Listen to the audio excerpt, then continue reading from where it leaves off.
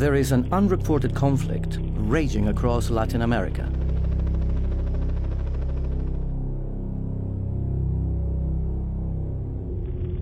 From Brazil to Uruguay, Paraguay and Argentina, vast swathes of forest are being destroyed and people are being forced from their land. Acá teníamos nosotros arroyo, plantaciones, árboles grandes, ahora se está destruyendo todo.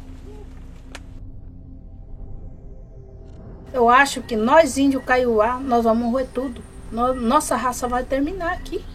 These problems have been caused by the controversial spread of soy production, a large part of which is grown to feed factory-farmed animals in Europe, and much of it genetically modified. In a groundbreaking investigation, this film reveals the true cost of growing soy in South America.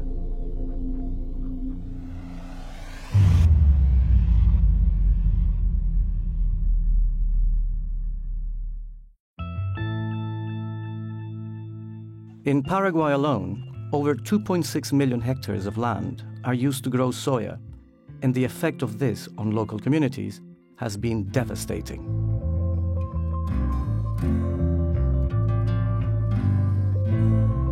Anteriormente vivíamos los indígenas del monte, de todos los montes, los bichos, los frutas, y ahora termina porque ya ve usted que acá nos rodea ya estancia. Y esa es una invasión, en vez de reforestar, ellos vienen a fundir las cosas naturales como a estos bosques. Este es el principal arroyo que cruza aquí en nuestra comunidad. Este se llama arroyo Sauyú. Y acá cuando venena ahí, vino todo lo veneno cuando llueve.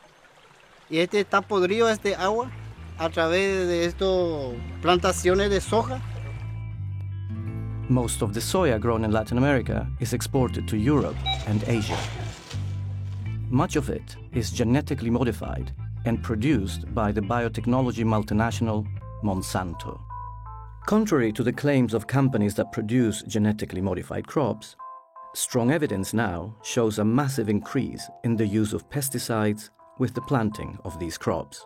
Hoy día, todos esos ríos, todas esas grandes fuentes de agua en lo que fueron estos bosques y que ahora son sojales, están muertos, están envenenados principalmente por el uso intensivo de agrotóxicos. Al mismo tiempo, las comunidades indígenas que habitaban estas selvas milenariamente, principalmente el pueblo Mbá guaraní, que es el pueblo que habita mayoritariamente esa zona de la selva atlántica, fue desplazado. Getúlio de Oliveira is a member of the Kaiowá people. Então, com o veneno de estragar cada vez mais forte, veneno cada vez mais dificuldade. Então, isso é nosso sofrimento aqui. E não tem como pra gente também, a mata também, que protege o nosso solo também, né? Não tem mais mata, tem só. Não tem aonde a água cada vez vai sumindo, né? Se não tem nada, a criança passa mal. A criança sente fome, tem tempo sem comida, né? E onde o pai, a mãe, a gente vai na cidade procurar o recurso, ele fala, não, a Índia está procurando lixo para comer. Não é isso que nós pensamos, nós estamos procurando comida. E eles falam, aquele que tem, eles falam que nós estamos procurando lixo ainda.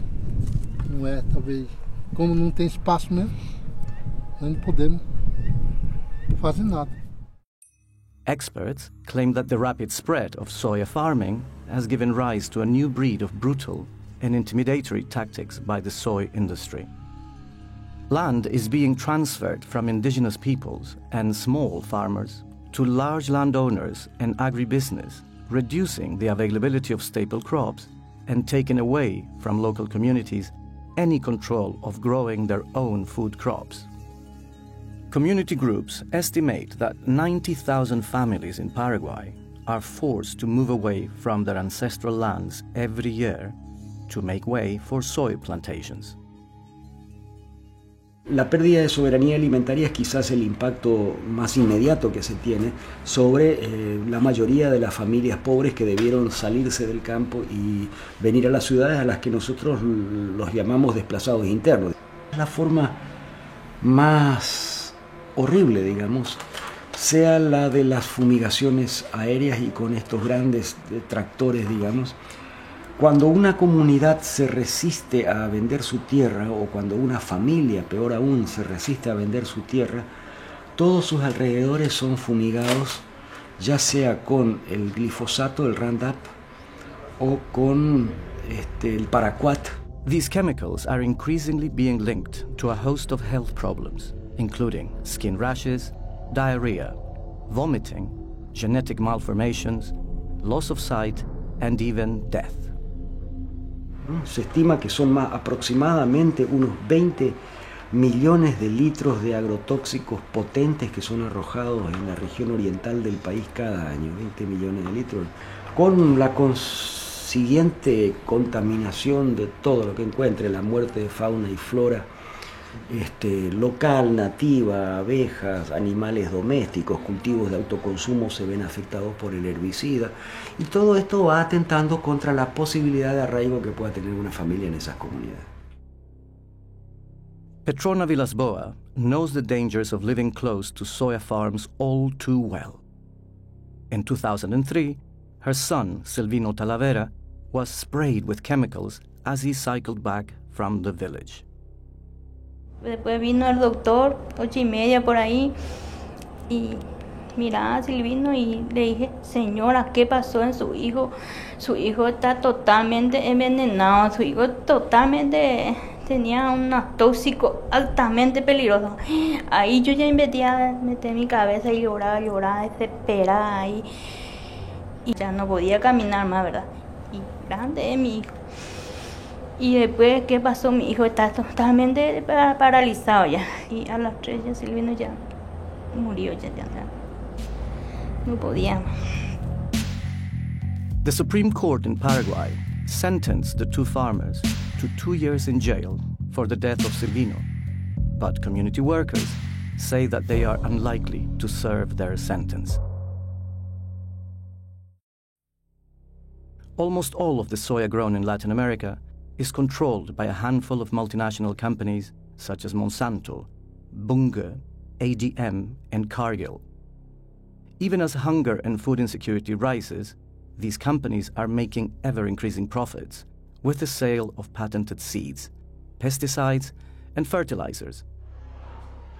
Much of the soy is sent to Europe, where it's used as a cheap and protein-rich animal feed in factory farms across the continent. Most consumers in Europe are unaware that the meat and dairy products that they eat are made from animals that have been fed on genetically engineered soya, or that this soya has been grown on deforested land that has displaced thousands of local communities.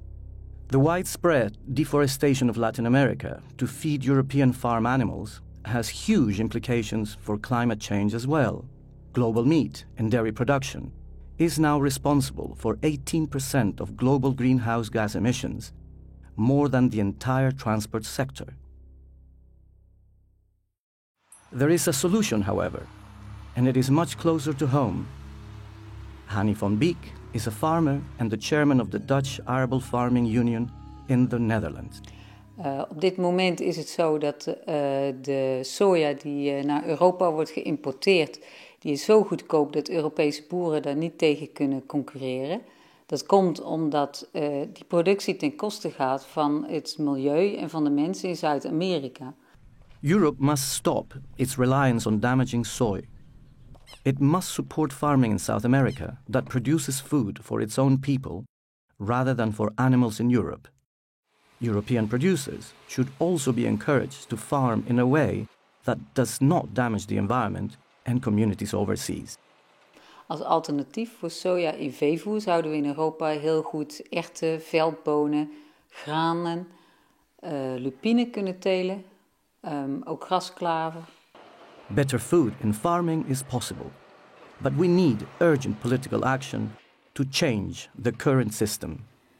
At the moment, Factory farming of meat and dairy in Europe is not benefiting people or the environment. We need to stop factory farming our meat and dairy and use homegrown feeds and more extensive farming. The only way that this can be done is to completely overhaul the way the government supports agriculture in Europe, to shift subsidies away from factory farming and towards better quality farming.